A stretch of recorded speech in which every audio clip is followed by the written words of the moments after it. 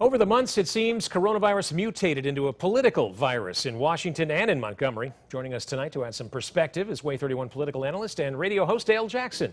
Dale, Governor Ivey said she will sign the budgets that passed this week, but there's a caveat about the $1.8 billion in federal coronavirus relief money for the state. Why is there contention between the Republican governor and the Republican-controlled legislature about this? I don't really understand it, to be honest with you. The idea that they wanted to build a state house was a stupid one. It was a $200 million idea, and it was bad. There's another $800 million there for broadband, but I could make the argument that you could say, okay, telemedicine and working from home and school from home, you can make that argument in the rural communities that probably need some broadband. The rest of it, I think it's perfectly fine. I don't know what Kay Ivey thought she was doing by outing this preliminary list. Yes, there were a lot of things on there that I don't think most of us would think would have anything to do with COVID-19, but that's what these discussions are usually for. You usually don't release a list that your allies are putting together and attempt to shame them or embarrass them, but that seems like what she's done. So she's come back and said she wants legislators to spell out exactly how the money will be spent, quote, down to the penny. So what are we likely to see done with this money?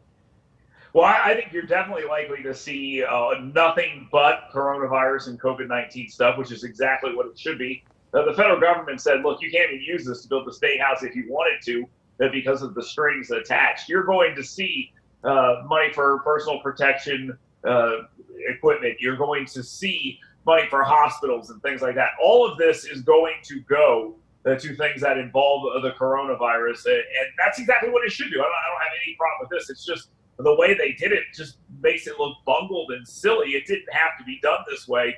And if you're a Republican, this is a little friendly fire for no reason. Yeah, it seems like it. All right, well, let's move up to Washington. $3 trillion package being debated on Capitol Hill this week would funnel more money to state and local governments as well. Looks like another party line vote, with Republicans saying there's way too much pork packed into this.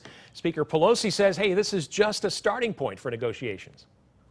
Yeah, it's easy to say it's just a starting point for negotiations. When you drop a bill that's the biggest that's ever been passed by Congress, or would be the biggest that's ever been passed by Congress, after refusing to come to work for a while and then showing up with a $3 trillion bill and then say, okay, now we'll work with you. I don't think $3 trillion is a good start for this. It's dead in the water in the Senate. They'll probably come up with something. This is the fifth different stimulus bill they've talked about here. So they'll probably come up with something, but it isn't going to be this, and it's not going to look anything like it. I wanted to get your opinion on this. According to a recent CNN poll, nearly 3 out of 4 Democrats see the worst still ahead of us in this coronavirus pandemic. Only a quarter of Republicans said the same thing. Why is that, and why would this fall along party lines, do you think?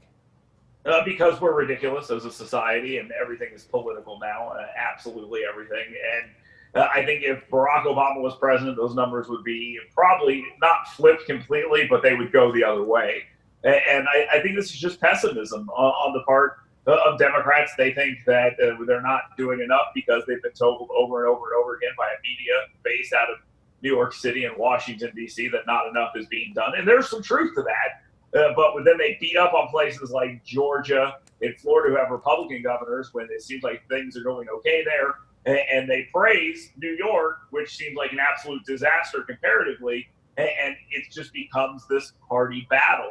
I don't know what it's going to look like in the end. I don't think anybody wants it to be bad, but it's pessimism versus optimism. It's political, obviously, and I think that's what a lot of this is all about. Yeah, I was going to ask you to, look into your crystal ball and see what's 2, 3, 4 months down the road, who wins this battle?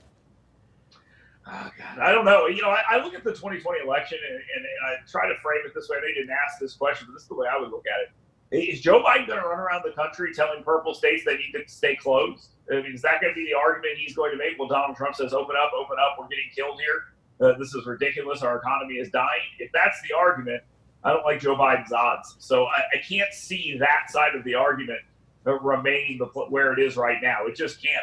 I think there's been a realization we flattened the curve, like we were told 30 days to flatten the curve or whatever the messaging was. And now we've said, okay, we flattened the curve. Now what? We're supposed to be preparing for the next step of this. Nobody thinks it's going away anytime soon. The president says it'll go away eventually, and I guess that would technically be correct, but the idea is we get rid of it with a vaccine of some kind. But this is not going to kill the entire planet. That's not going to happen. It will eventually fade into the background, either because so many people got infected that it doesn't matter, or there is a resolution here. And I think that we are not going to see massive lockdowns again, statewide, region-wide, countrywide, unless there's some sort of massive spike. And I don't think we're going to see a massive spike. There will be increases, but there won't be massive spikes. And then they'll fight over what to do with those massive spikes. And again, optimism versus pessimism. Dale Jackson, always appreciate your perspective. Thanks for joining us tonight. Yes, sir. Thank you.